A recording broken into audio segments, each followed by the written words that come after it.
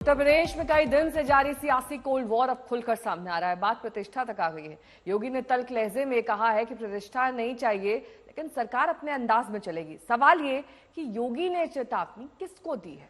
Samajwadi party कह रहे हैं कि योगी अपनों को ही चेता रहे हैं। उधर नजुल कानून पर जो है कदम पीछे खींचने को लेकर भी सवाल उठ रहे हैं। मैं यहां नौकरी करने नहीं आया हूं, कतई नहीं। मैं यहां पे इस बात के लिए आया हूं कि अगर वो करेगा तो भोगतेगा भी फिर, और इसीलिए मैं यहां पे आया हूं कि हम लोग उससे लड़ेंगे। ये लड़ाई हमारी सामान्य लड़ाई नहीं है, ये प्रतिष्ठा की लड़ाई भी नहीं है। मुझे प्रतिष्ठा प्राप्त करनी होती है तो मुझसे इससे ज्यादा प्रतिष्ठा अपने मठ में मिल जाती है, कोई आवश्यकता नहीं मेरे लिए। सीएम योगी का ये तेवर, ये अंदाज बता रहा है कि वो हर लड़ाई लड़ने को तैयार है, अपनों से भी और सियासी विरोधियों से भी। सीएम योगी के अंदाज में तल्खी, वो जताना और बताना चाह रहे हैं कि कोई उनको कमजोर ना समझे। लेकिन सीएम योगी ने विधानसभा में प्रतिष्ठा की बात की तो समाजवादी पार्टी को तंज करने का मौका मिल गया। अखिलेश ने कहा कि योगी विधानसभा में प्रतिष्ठा पर जो चेतावनी दे रहे थे वो अपनी ही पार्टी वालों को दे रहे थे। अखिलेश ने ट्वीट किया, दिल्ली का गुस्सा लखनऊ में उतार रहे हैं। उनकी प्रतिष्ठा को ठेस किसने पहुंचाई? सामने वालों को बता रहे हैं लेकिन कह रहे हैं पीछे वालों को। कोई है पीछे? यानी बात प्रतिष्ठा पर अटकी। योगी कह रहे हैं प्रतिष्ठा के लिए नहीं आया, अखिलेश कह रहे हैं प्रतिष्ठा के लिए नहीं आया। ये बात सबको योगी कहते हुए दिख रहे हैं। अखिलेश कह रहे हैं कि वो ये बात बीजेपी वालों को ही कह रहे हैं। इतना तो साफ है कि यूपी में सियासत कई स्तर पर हो रही है। नजूल जमीन कानून को लेकर कई सवाल उठे। कहा गया कि योगी सरकार को क्या इस बात का अंदाजा नहीं था कि सहयोगी दलों के साथ साथ बीजेपी के अपने नेता इस कानून को लेकर सहमत नहीं है। इस कानून पर जिस तरीके से योगी सरकार बैकफुट पर आई, उसके अंदर बीजेपी की अंदरूनी सियासत भी दिखी। सवाल यह है कि क्या विधानसभा में इसे पास करने के बाद सरकार को लगा कि यह जल्दबाजी में हो गया, जमीन का यह मुद्दा सरकार के गले की हड्डी बन जाएगा। अगर ऐसा हुआ तो फिर केशव मौर्य ने इसे पेश क्यों किया? क्या डिप्टी सीएम केशव मौर्य को अंधेरे में रखा गया था? केशव मौर्य के तेवर भी कम तल्ख नहीं है। याद कीजिए उनके दो बयान। केशव प्रसाद मौर्य पहले ही संगठन को सरकार से बड़ा बताकर और सरकार के बूते चुनाव न जीतने जैसे दो बयान दे चुके हैं। अंदरूनी खींचतान पर बीजेपी के नेता तो इशारों इशारों में बयान करते रहे, लेकिन अखिलेश यादव ने सीधे तौर पर कहा कि दिल्ली और लखनऊ के बीच जबरदस्त खींचतान मची है। उत्तर प्रदेश से जब से हारे हैं तब से कोई नमस्कार नहीं कर रहा है। तकलीफ वो है आपको। कंप्लीट करिए। वो वीडियो हमने देखा है कि कोई किसी को नमस्कार नहीं कर रहा है, कोई किसी को देख नहीं रहा है। चलिए, धन्यवाद माननीय। और जो अपने आप को बहुत ताकतवर कहते थे आप अपने आप को, जिसने हराया उसको नहीं ये हटा पा रहे हैं। अब बात समझ में नहीं आई ना?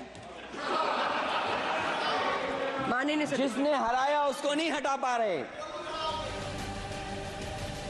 सवाल है कि क्या यूपी बीजेपी में सब कुछ ठीक नहीं चल रहा? क्या यूपी बीजेपी के नेताओं में आपसी भरोसे की कमी है? क्या सीएम योगी एक साथ दो मोर्चों पर जूझ रहे हैं? अभी ये जंग बयानों से लड़ी जा रही है, इशारों में, संकेतों में वार पलटवार हो रहे हैं, लेकिन तल्खी जमीन पर साफ दिखाई दे रही है। अभिषेक मिश्रा और समर श्रीवास्तव के साथ कुमार अभिषेक, आज तक। उधर यूपी कांग्रेस के अध्यक्ष बीजेपी के अंदरूनी खींचतान पर कहते हैं कि ये लड़ाई केंद्र और राज्य की है। केशव प्रसाद मौर्य तो एक कठपुतली है। आपस में ये लड़ाई केंद्र और प्रदेश की है। केशव मौर्य एक पपेट की तरह, एक मुखौटे की तरह काम कर रहे हैं। पूरी लड़ाई केंद्र और प्रदेश की है। योगी कल विधानसभा में तीखे तेवर में दिखे और उन्होंने प्रतिष्ठा की बात की, सरकार की सख्ती का संकेत दिया और विरोधी समाजवादी पार्टी को कानून व्यवस्था पर जमकर घेरने की कोशिश की। हम आपको सुनवाते हैं कि योगी ने कल कानून व्यवस्था पर क्या कुछ कहा था। कि जो गोमती नगर की घटना है, उस घटना में भी हम लोगों ने जवाबदेही तय की है। उसके अपराधियों की सूची भी मेरे पास आई है। ये अपराधी हैं। पहला अपराधी है पवन यादव, दूसरा अपराधी है मोहम्मद अरबाज। ये सद्भावना वाले लोग हैं, यानी सद्भावना। अब इनके लिए सद्भावना ट्रेन चलाएंगे। इनके लिए बुलेट ट्रेन चलेगी, चिंता मत करो। और उस बुलेट ट्रेन की तैयारी की जा रही है और इसीलिए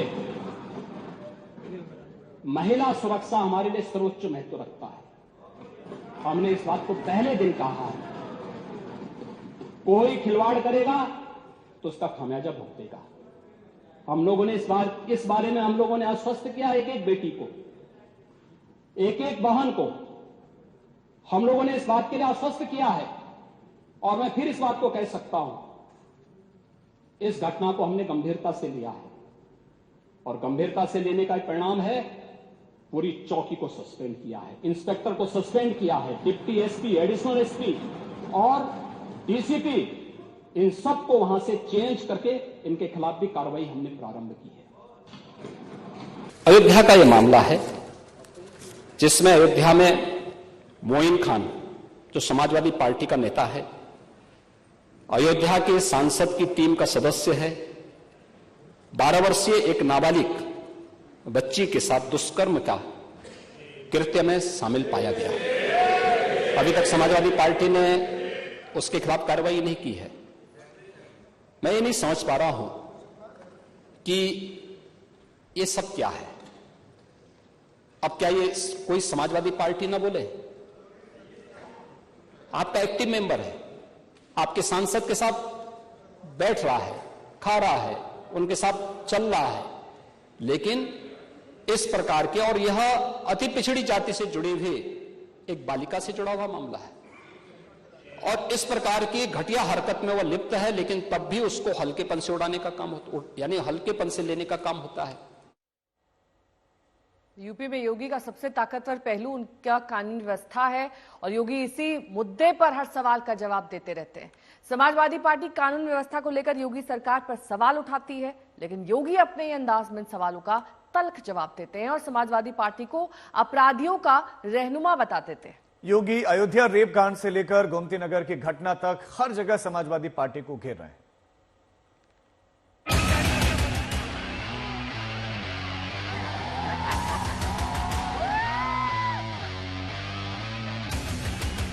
जो गोमती नगर की घटना है, उस घटना में भी हम लोगों ने जवाबदेही तय की है। उसके अपराधियों की सूची भी मेरे पास आई है। ये अपराधी हैं, पहला अपराधी है पवन यादव, दूसरा अपराधी मोहम्मद अरबाज। ये सद्भावना वाले लोग हैं, यानी सद्भावना, अब इनके लिए सद्भावना ट्रेन चलाएंगे, इनके लिए बुलेट ट्रेन चलेगी, चिंता मत करो। और उस बुलेट ट्रेन की तैयारी की जा रही है। यूपी में एक जंग बीजेपी में अंदरूनी तौर पर चल रही है तो दूसरी सत्ता पक्ष और विपक्षी समाजवादी पार्टी के बीच भी चल रही है। योगी का ये बयान बता रहा है कि वो फुल फॉर्म में है। कानून व्यवस्था को लेकर खास तौर पर समाजवादी पार्टी हमलावर है। दूसरी तरफ योगी समाजवादी पार्टी को महिला अपराध को लेकर ही पूरी ताकत के साथ घेर रहे हैं। पहले योगी ने विधानसभा में महिला अपराध को लेकर मुलायम सिंह तक के बयान की याद दिला दी और कहा कि समाजवादी पार्टी के लोगों का नाम ही महिला अपराध में क्यों आता है।